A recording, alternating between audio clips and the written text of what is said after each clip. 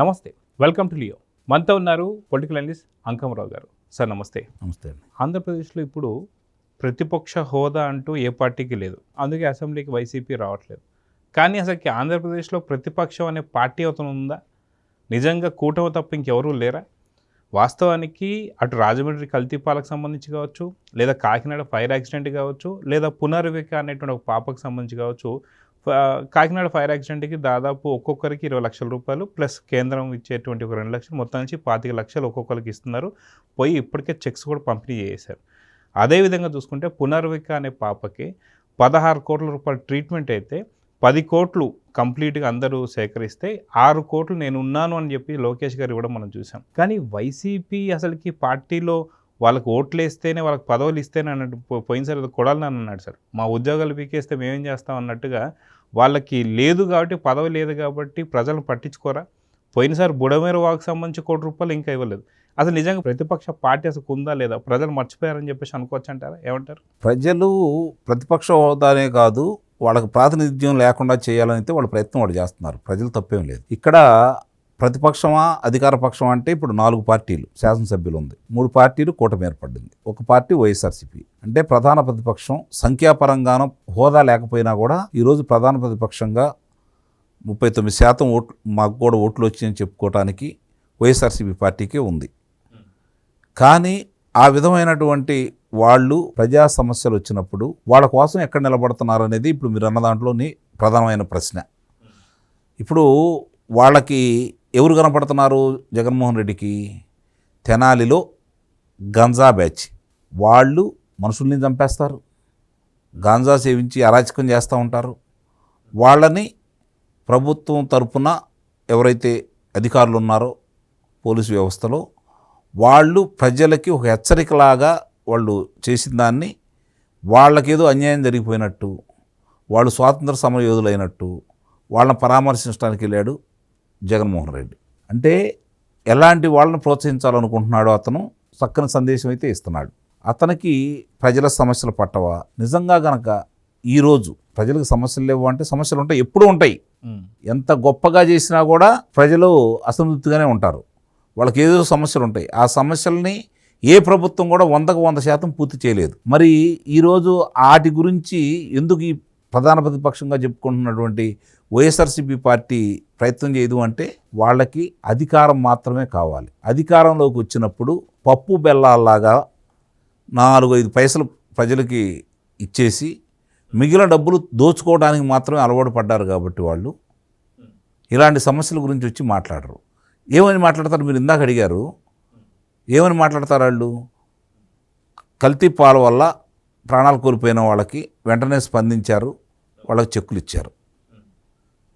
ఈరోజు ఏదైతే వేట్లపాలెంలో బాణాసంచా కర్మాగారంలో పేలుడు సంభవించి చనిపోతే వాళ్ళకి చెక్కులు ఇచ్చారు. అసలు వాళ్ళకి అవకాశం ఆడుతుంది ప్రభుత్వం.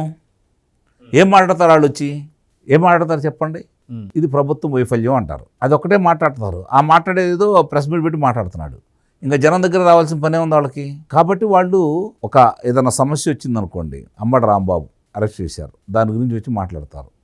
దాని గురించి ఏదైనా అవసరం అయితే విజయోత్సవ ర్యాలీలు చేస్తారు బెయిల్ రాంగంలోనే, దానికి ఇస్తారు వాళ్ళు ప్రాధాన్యత.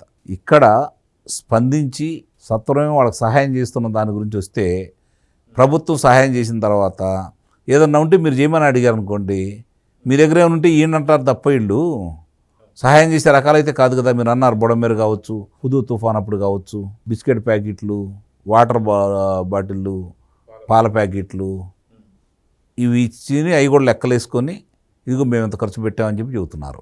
అదే కదా వాళ్ళు చెప్పేది.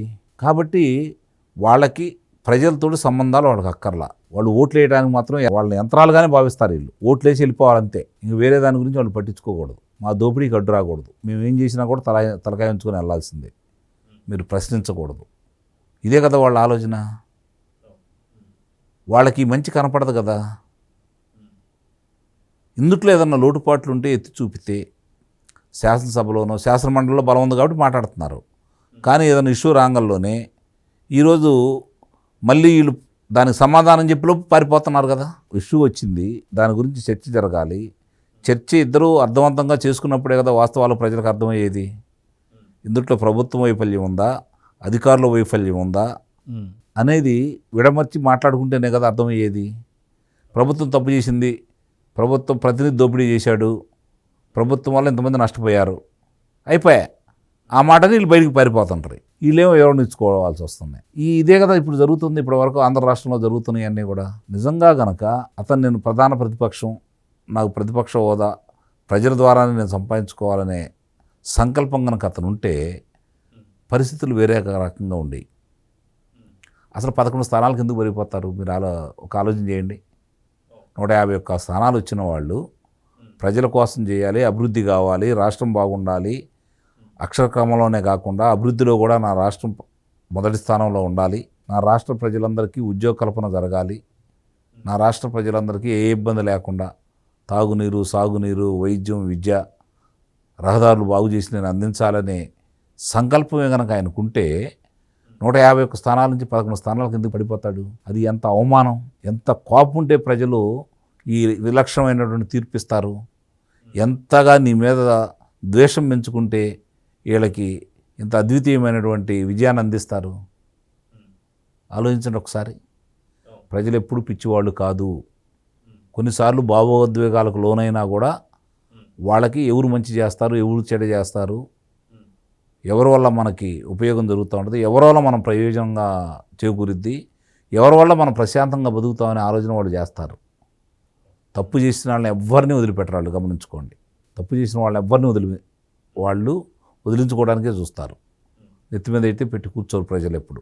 గతంలో మీరు ఎన్నో పార్టీలు చూసుంటారు, ఆఖరికి ఒక్క ఎమ్మెల్యే ఉన్న పార్టీని కూడా మీరు చూసి ఉంటారు. అటువంటిది ఇంతమంది ఎమ్మెల్యేలు పెట్టుకొని అసెంబ్లీకి పోనటువంటి పార్టీని ఎప్పుడైనా చూసారా? కనీసం ప్రజల్ని పట్టించుకోనటువంటి ఒక స్థితి వీళ్ళు ఉంటే నిజంగా వీళ్ళకి మళ్ళీ నెక్స్ట్ వచ్చే ఎలక్షన్స్లో ఇప్పుడు వాళ్ళ ఎమ్మెల్యేలు వాళ్ళకి సంబంధించినటువంటి ఒక నేతలు చెప్తున్నారు అన్నమాట, 2029లో మేమే వస్తామని చెప్పి. నిజంగా సాధ్యం అంటే ఏం చెప్తారు? ఇప్పుడు వాళ్ళు ఏమనుకుంటున్నారంటే ప్రజలు ఏమీ పట్టించుకోరు, మా గురించి మర్చిపోతారు, మా అవినీతితో మాకు సంబంధం లేదు, మేము చేసినటువంటి అరాచకాన్ని గురించి పట్టించుకోరు, ఈ కూటమి ప్రభుత్వం మీద ఉన్నటువంటి వ్యతిరేకతే మాకు కలిసి వచ్చింది అనుకుంటున్నారు. వీళ్ళు తప్పులు చేస్తున్నారు, తప్పులు చేస్తారు, మేము చూస్తా కూర్చుండే చాలు, తిరిగి ప్రజలు మమ్మల్ని గెలిపిస్తారు అనే భావనలో వాళ్ళు ఉన్నారు. ప్రజలు జగన్మోహన్ రెడ్డి కాకుండా ఎవరైనా పర్లేదు, జగన్మోహన్ రెడ్డి మాత్రం శాసనసభ్యుడు కూడా గెలవకూడదు అనుకుంటున్నారు ప్రజలు. అది వాళ్ళకి అర్థం కావట్లేదు. వాళ్ళకి కావాల్సింది ప్రజలకు అభివృద్ధి కావాలి, ప్రశాంతత కూడా కావాలి, ఆదాయం కావాలి, దాన్ని సద్వినియోగం చేసుకునే మార్గాలు కూడా కావాలి వాళ్ళకి. అవేమీ లేకుండా నేను మళ్ళీ అధికారంలోకి వచ్చిన తర్వాత గంగమ్మ జాతరలో పొట్టేళ్ళని నరికినట్టు నరుకుతాను, రఫా ఆడిస్తాను, ఈ నినాదం కాదు ప్రజలకు కావాల్సింది. కాసేపు దాని గురించి కేకలేసేవాళ్ళు 10 మంది ఉంటే ఉండొచ్చు, కానీ 90 మంది పరిశీలిస్తూ ఉంటారు. 90 మంది కావాలి, 10 మంది కావాలనేది వాళ్ళు నిర్ణయించుకోవాలి. వాళ్ళు ఏకాడికి నాకు ఆ 10 మంది చాలనుకున్నారు కాబట్టి 11 స్థానాలకు పరిమితం అయిపోయారు. ఇదే విధంగా కనుక వాళ్ళు నడుచుకుంటూ ఉంటే ఈ కూటమి ప్రభుత్వం పొరపాటు చేయట్లేదని నేను అంటలా, తప్పులు లేవని కూడా నేను చెప్పట్లా, ఉండయి, కానీ వాళ్ళ అరాచకం ముందు ఇవి కనపట్టలేదు.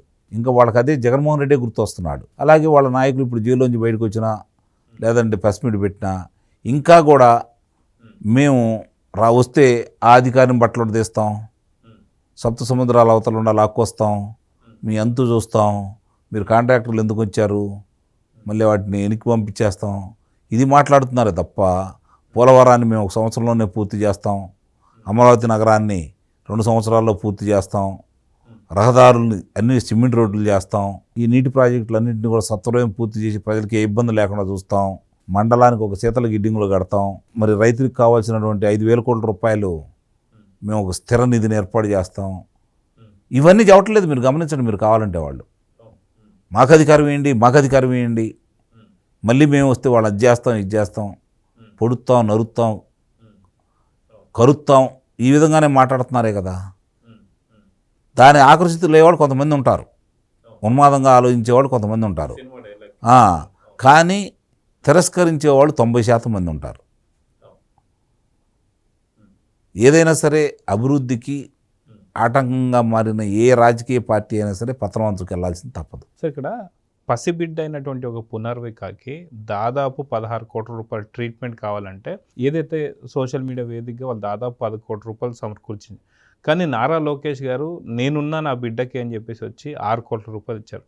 ఇది ఎప్పుడు గతంలో ఎప్పుడు ఎక్కడ జరిగినటువంటి పరిస్థితులు కావు. అయితే ఇలాంటి టైంలో కూడా కనీసం మానవత్వం లేని పార్టీని, పొలిటికల్ పార్టీని ప్రజలు పట్టించుకుంటారంటే ఖర్చులకి మీరే డబ్బులు ఇవ్వండి అని అడిగిన పార్టీ అది. మా వీళ్ళకి మా దగ్గర డబ్బులు ఆడున్నాయి అంటారు రేపు పొద్దున అని అడిగితే. వాళ్ళ దగ్గర డబ్బులు లేవు. కనీసం పరామర్శని ఇవ్వరా సార్? ఎందుకంటే అంబటి రాంబాబుకి ఇస్తున్నారు. పరామర్శకి రావాలంటే మరి వాళ్ళు ఒక 10 వాహనాలు వస్తుంటే దానికి డీజిల్ ఖర్చు ఎంత అయింది, మళ్ళీ ఆయన బెంగళూరు నుంచి ఇక్కడ రావడానికి ఖర్చు ఎంత అయింది. ఖర్చులుగా అవును. మరి ఈ డబ్బులన్నీ పాపం వాళ్ళు లేని పార్టీ కదా, ఇప్పుడు డబ్బులు లేని వాళ్ళు కదా వాళ్ళు. డబ్బులు ఏదన్నా మీకు అంత వాళ్ళ మీద ప్రేమ జాలి ఉంటే 1 కోటి రూపాయలు పంపించండి, ఒక యాత్ర చేస్తారు. ఆ 16 కోట్లలో 1 కోటి రూపాయలు ఇస్తే కానీ వాళ్ళు రారంటారు. అంతేగా. అంటే మానవత్వం ఉందా సార్ వాళ్ళకి?